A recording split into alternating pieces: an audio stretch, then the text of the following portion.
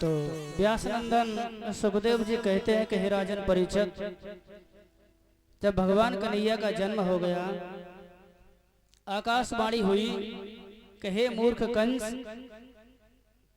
तेरा काल तो गोकुल में जन्म ले चुका है, पहुंच चुका है, इस संसार में आ चुका है। तेरा काल तो गोकुल में पहुंच चुका है। तो कंस लालायित होने लगा, दुखित होने लगा और क्रोधित भी होने लगा। तो कंस ने अपना दरबार लगाया और कंस कहता है कि हे महाभटो बलशाली सैनिकों, जाओ और एक छोटा सा बालक है चंद दिनों का, उसे खत्म कराओ। कंस को यह कार्य बड़ा छोटा सा लगता है और वह भगवान कन्हैया को मारने के लिए अपने राक्षसों को भेजता है, परंतु वे सभी राक्षस नाकाम रहते हैं और सारे के सारे मारे जाते हैं। तो कंस बौखला उठता है और बड़ा परेशान रहता है। राजन परीक्षित, और कंस बड़ा दुखी है और जब व्यक्ति को दुख आता तो क्रोध भी आता है साथ में, क्योंकि थोड़ा सा बलशाली है इसलिए उसे क्रोध भी आ रहा है। अब कंस सोचता है मुझे क्या करना चाहिए, इस छोटे से बालक को कैसे मारा जा सकता है।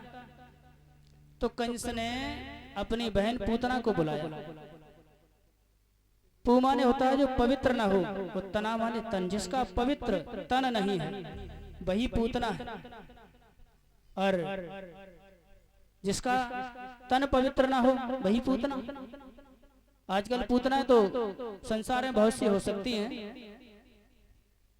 इसमें कोई दोहराए नहीं है, परंतु कहा नहीं जा सकता कि कौन पूतना। तो जिसका तन पवित्र नहीं है वही पूतना है।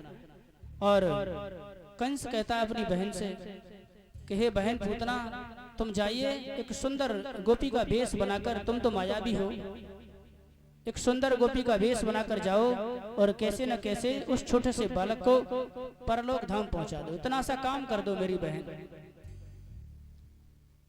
तो कंस को तो डर सता रहा है, यदि ये बालक जीवित रहा ना तो मेरी मृत्यु निश्चित है। इसलिए उसने अपनी बहन पूतना का सहारा लिया, सहायता ली, और पूतना भी राजी हो गई और उसने एक सुंदर गोपी का वेश बनाया और कन्हैया को मारने के लिए जा रही है। और कैसे जाती है, कर 16 सिंगार पूतना नार है चली, फूल कमल लेकर गोकुल की गली, हो बिस लगाई के चली, श्याम को मारने चली।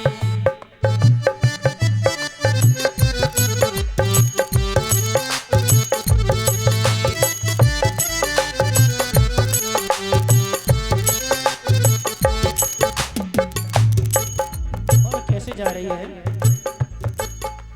मोहिन मूरत बना के सूरत छल करने को आई,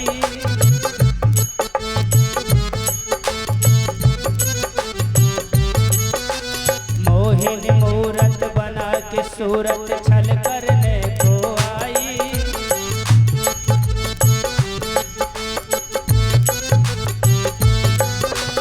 जा बैठी सखियन के संग में पकड़ने लगी कलाई,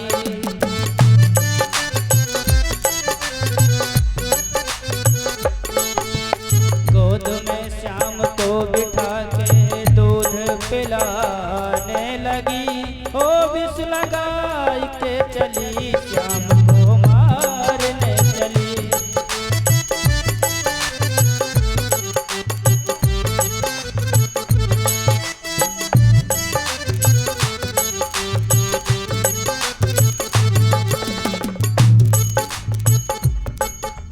ज्यों ही श्याम दूध को पी हो कस के पकड़ी छाती,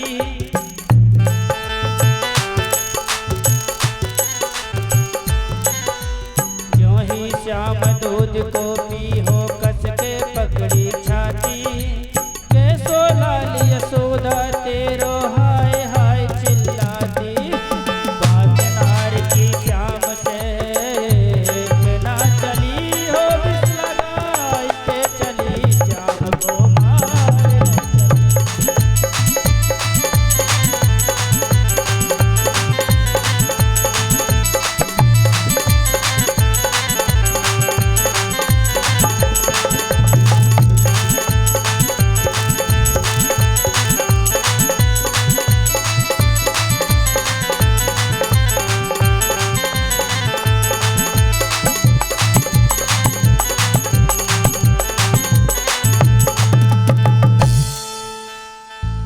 तो इस तरह पूतना जा रही है सुंदर सा वेश बनाकर,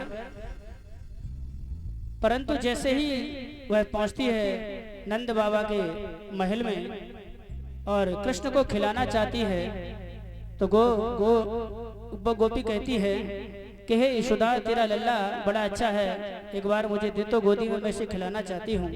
यशोदा मैया कहती है, नाना मैंने तुझे तो कभी देखा ही नहीं है, तू तो पहली बार आई है मेरे घर में।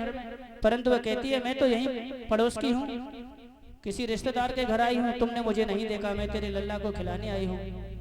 तो यशोदा मैया किसी काम से लग जाती हैं और पूतना कन्हैया को तो कन्हैया ने पूतना को अपनी माँ माना, और माँ का उद्धार करना बेटे का धर्म है। तो कन्हैया कहते हैं, तुम जैसे भी आई हो मेरे लिए मेरी माँ हो, मेरे लिए वंदनीय हो, पूजनीय हो। और भगवान उसकी मुक्ति कर देते हैं। दौड़े दौड़े यशोदा नंद बाबा आते हैं। पूतना बहुत विशाल थी, उसके तन से बदबू आती थी, वैसे राक्षसों के तन से बदबू आती है, परंतु भगवान ने पूतना को अपनी माँ माना। और ऐसा बताया जाता कि पूतना का तन बड़ा था, काट काट कर उसका दाह संस्कार किया तो उसके तन से खुशबू आ रही थी। तो भगवान ने इस प्रकार पूतना का उद्धार कर दिया। बोलिए गोविंद भगवान की जय हो। और कुछ समय व्यतीत होता है, कंस तो लालायित है, परेशान है। उसके बाद वह सक्टासुर को भेजता है। सक्टासुर भगवान कन्हैया को मारने के लिए आता है और भगवान उसका भी अंत कर देते हैं। उसके बाद तृण व्रत आता है। तृण व्रत माने होता है बवंडर, घूमता हुआ गांव में भी आ जाते हैं, कहते बवंडर आ गया। ऐसा ही तृण व्रत है, बवंडर के रूप में आया और भगवान कन्हैया को लेकर के आकाश में उड़ गया। और कैसे गया? रक्षा उतार कर गोदी से बस लहर हवा में फूट गई, हो गया अंधेरा गोकुल में बेटे से माई छूट गई।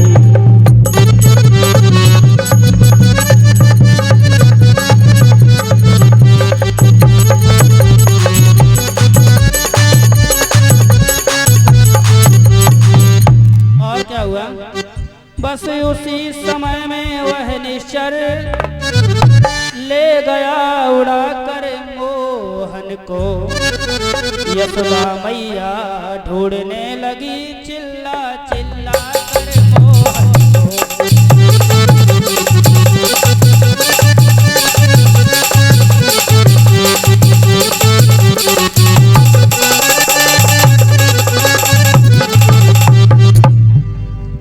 तो इस प्रकार बवंडर आया और कन्हैया को उठा करके आकाश में ले गया।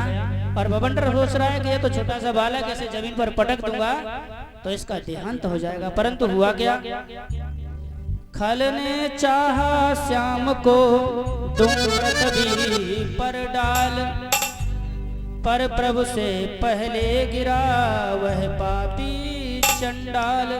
भगवान कन्हैया ने उसे स्वयं ही आकाश से पटका और उसका राम नाम सत्य हो गया। बोलिए गोविंद भगवान की जय हो। छोटा सा बालक ऐसे अंत करता चला जा रहा है। आइए एक भजन, उसके बाद आप लोग आगे की कथा का स्वरूपान करेंगे।